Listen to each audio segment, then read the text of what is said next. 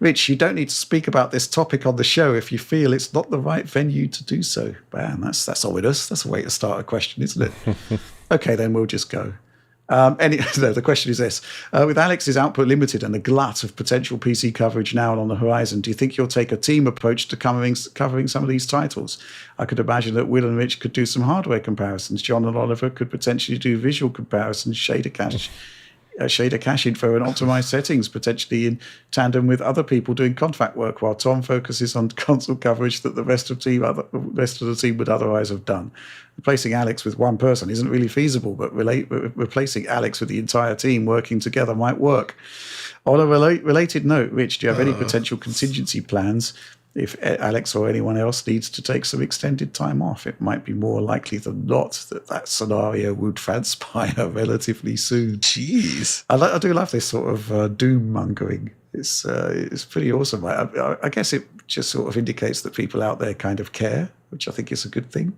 Like they're worried. Let me try and put some of these worries to rest. Basically, there is one Alex Battaglia, right? And obviously there is a sort of overlap of skills. So, for example, I did the Crimson Desert optimization video last week. I think I handled that okay, but ultimately that was a video where the optimized settings were already generated by Rayanne, our contributor, which would have been the case whether Alex was here or not. So the idea is basically that, and it's something we may need to deploy for more members of staff as the situation changes. But, the idea is certainly with Alex in reduced capacity at the moment, that we deploy him where he absolutely needs to be deployed. And then, we bring in other people to help reduce the burden. So, yeah, we've got Rayanne doing optimized settings. On the previous optimized settings video that we did, Resident Evil Requiem, Corey from My Life in Gaming and the DF Retro Super Show actually did the edit for that. So, yeah, that's basically something that we're looking into. It's basically about improving the pipeline, so to speak.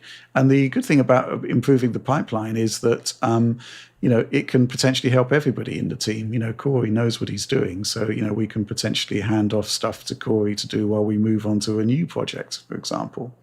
So, yeah, I mean, things are improving. It's been a poor year for gaming, but from a Digital Foundry perspective, we're doing okay. And so we can bring in more people, we can do more content. And that's kind of what we've been doing. The last, certainly compared to January and February, our output raised dramatically in March. And it's all sustainable. That's the thing there. If anybody else needs to take extended time, or if people need to take time off, for example, extended time off, we just have to roll with it, right? Because people's health and things like that are more important than us putting out 5 videos a week. So, if it's a reduction in stuff we put out, so be it. It doesn't particularly bother me because, without the team, there's no content at all. So, obviously, the well-being of the team is of primary importance. Not sure these suggestions would probably pan out, though. What do you think, John? Well, actually, your final comment there about the well-being of the team is most important is specifically one of the key reasons why folks like myself, Tom, Alex have stuck around for so long and have no plans to go anywhere. It's because you fostered a working environment that actually respects that, takes care of people. When we things are not always good, and sometimes you go through difficult stuff, and yeah, and it goes the other way as well. I've had issues, and you guys have stepped in to help. It's been awesome. And in an industry where there's just like layoffs happening everywhere, and people just just overworking, all kinds of stuff happening, having a place that you feel that everybody can rely on one another, and also ready to help when somebody needs help at any point. That's priceless. That is so awesome. And that's one of the best things about it. So being able to do that is great. But yeah, I mean, you can't just replace Alex. Alex is Alex. And it's not all the types of work that he could do. Many of us could do it, maybe not the same way, but we could do that kind of basic work for sure. The reason we don't is usually actually a matter of choice more than anything else, right? We tend to cover the types of things that we want to cover, which is another cool thing. But even if we do cover that stuff, like Alex has a unique voice. I mean, I think everybody has like a unique voice that makes their opinions interesting and worthwhile. So you can't replace it, right? Alex is Alex. Yeah, the other thing about well-being is also about, not making people do things they don't really want to do. Right.